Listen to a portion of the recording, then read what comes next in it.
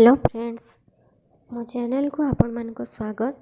आज मु बनवाक जाऊँगी ओ खट्टा, जहाँपाई मुझे हलदी गुंड, लंका गुंड, फुटण, लुण, भृसुंगा पत्र, अदा कोरा, सुखिला लंका, सीझा जाइथिबा ओउ, तेल, सरिष बटा, गुड़। प्रथमे कढ़ई रे तेल नेली।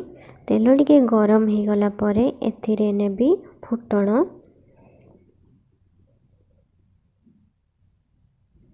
फुटण फुटीगले सेतिरे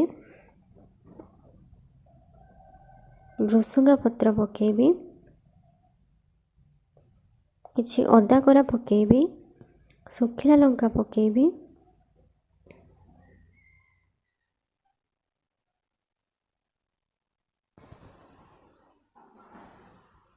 भल भाव घाटी नेबी। हलदी गुंड, लंका गुंड तेल दे दूची कहीं भल कलर आसीबो। सेतिरु ओउ को पकई भाजी नेबी भल भाव।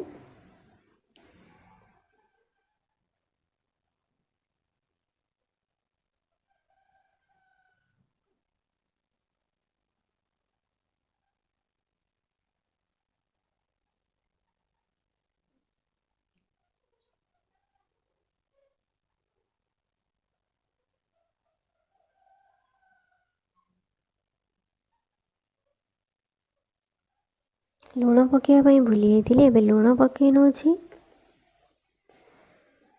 गुड़ चीनी पकई नौछि। एथिरे आपण सफा चीनी भी ऐड करि परिबे, किंबा सीरा रे भी आपण एहाको बनै परिबे।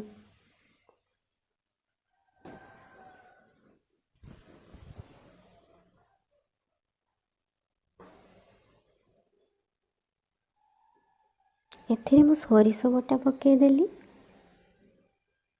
सरिष आ जीरा रो पेस्ट मु एथिरे नेइछि। चाहिए रसुण भी आपण माने नहीं पारिबे, किंतु मु एटा बिना पियाज रसुण रे बनौछि, सेति पई केवल सरिष आ अल्प किछि जीरा नेइछि। 15 ରୁ 20 मिनिट सीम रे ढांकुड़ी सिझे नेबे भल भाव।